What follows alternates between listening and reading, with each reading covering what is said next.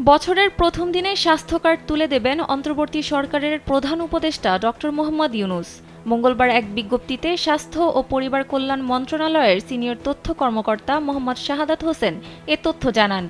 তিনি জানান, বছরের প্রথম দিনে জুলাইয়ে আহত যোদ্ধাদের জন্য স্বাস্থ্য মন্ত্রণালয় থেকে স্বাস্থ্য কার্ড ইস্যু করা হবে। ওই দিন বিকেল ৫টায় প্রধান উপদেষ্টা রাষ্ট্রীয় অতিথি ভবন যমুনায় আহতদের হাতে স্বাস্থ্য কার্ড তুলে দেবেন তিনি।